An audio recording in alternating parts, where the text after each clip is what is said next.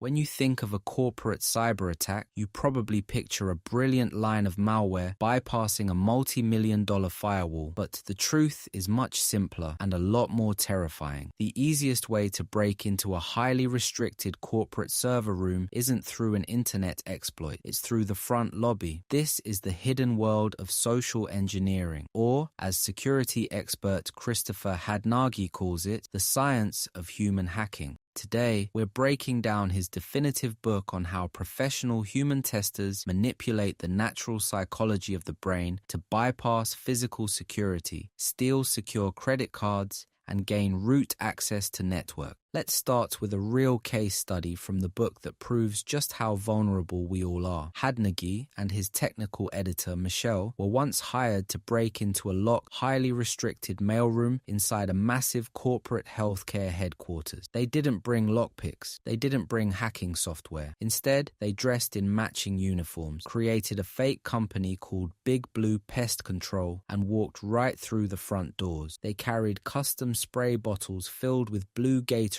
just in case they got thirsty while infiltrating the target. So how did they bypass 2 trained security guards, an automated badge reader, and a restricted elevator bay without a single corporate ID? They followed a strict scientific framework. Let's break down the exact 3 secrets they used and how you can spot them before someone hacks your humanity. Information is the lifeblood of every social engineering engagement. Before a professional ever picks up a phone or walks into a building, they spend weeks scouring billions of indexed web pages, hunting for small personal details. They aren't looking for system passwords. They're looking for personal hobbies, family names, recent vacations, and favorite local restaurant. To show how powerful public data can be, Hadnagy describes a real experiment. The target was a highly secure, hyper-alert digital investigator named Nick Furno. Using a single public nickname, NickFX, the team searched a public database called people.com. With just a handful of clicks, they uncovered Nick's exact location, his school history, a hidden Facebook profile, and a public photo revealing that he was a passionate snowboarder. But it went deeper. They found a music video on YouTube featuring Nick as a driver. That led them straight to his son, Toby, who ran a student production company called Any Future Box. To a malicious actor, family members, and especially children, are the ultimate secondary targets for a spear phishing attack. But here's the twist. OSINT cuts both ways, and missing a single detail can blow an entire operation. Hadnagy admits to a massive failure. He once tried to spear phish a high-profile corporate lawyer. He crafted an immaculate professional email about an automated tax update. He timed it perfectly, attached his payload, and hit send. Within minutes, the campaign was completely blown. Why? Because his email referred to the state of Massachusetts. The lawyer, whose entire job relied on attention to detail, instantly knew that Massachusetts is officially a commonwealth, not a state. That tiny anomaly caused her to flag the email as a scam. In the human hacking game, little details are the difference between gaining total control of a system and getting escorted out in handcuffs. Once a hacker has the data, they build their identity. This is called pretexting, presenting yourself as someone else to gather private information. Here's the major secret. A great pretext is always rooted heavily in real life. If you don't know anything about fixing elevators, never pretend to be an elevator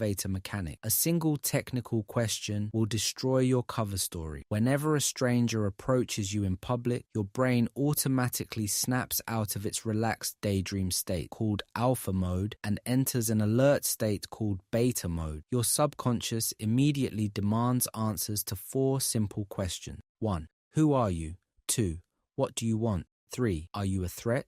4. How long will this take? If a hacker can answer all 4 of those questions in the first 10 seconds, your brain drops back into alpha mode, lowers its security shield, and complies without thinking.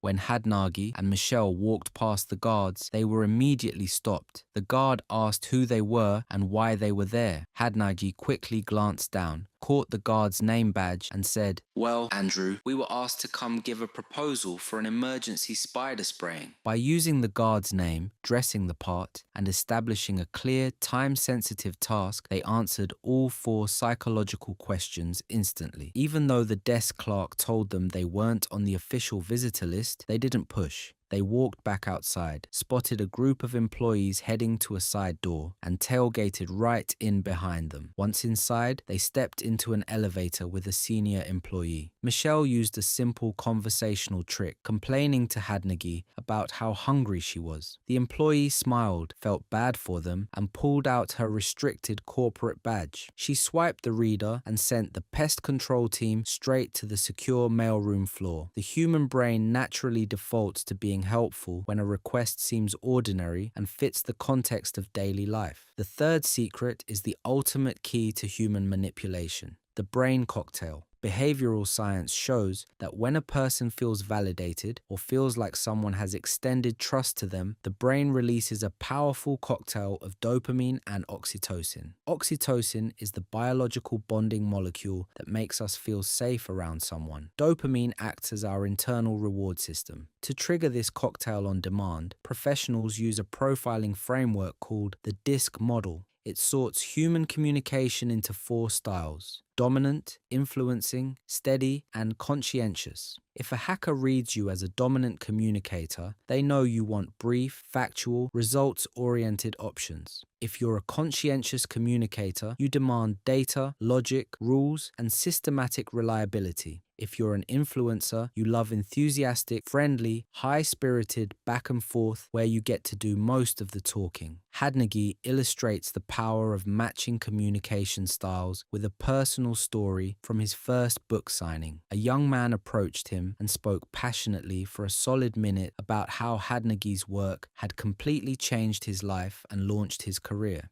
The fan was a classic influencer, lively, outgoing, and emotional. But Hadnagy, a textbook dominant communicator, didn't know how to process that flood of emotional energy. He gave a small, polite smile, muttered a quick thank you, and handed the book back to move down the line. The fan walked away, feeling completely crushed. A few moments later, a different young man stepped up and directly challenged him. Your book was good, but there are 4 things you got completely wrong, and you cited Wikipedia 4 times. Instantly, Hadnagy's dominant, task-focused brain lit up. He broke into a huge smile, pulled the critic around the table and said, "Sit down with me. Let's talk about where I went wrong." The first fan saw this and flew into a rage. "I just told you that you changed my life and you ignored me. But this guy tells you that you suck and you make him your best friend." Here's the vital lesson. If you communicate with someone only in your comfort zone, you'll build walls. But if you drop your ego, profile your target, and speak to them exactly how their brain wants to receive information, they'll open almost any door for you. So how do we defend ourselves against a master of human hacking? How do we stop our brains from releasing oxytocin when a clever scammer tries to exploit our empathy or our respect for authority? It comes down to a simple, intentional shift in awareness. Hadnagy emphasizes a beautiful rule for all professional security testers. Leave them feeling better for having met you.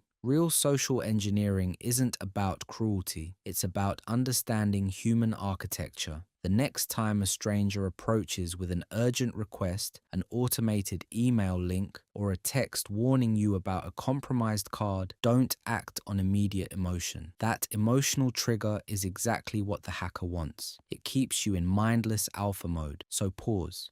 Force yourself into alert beta mode. Ask for verification. Check the actual URL. Look at the underlying details. And remember, an official uniform or a friendly clipboard does not equal authorization. If you want to dive deeper into human psychology, behavioral profiling, and defense, pick up a copy of Social Engineering: The Science of Human Hacking. Now I want to hear from you. What's the most convincing phishing email or public scam you've ever personally encountered? Drop your stories in the comments below. Hit that like button and stay secure out there.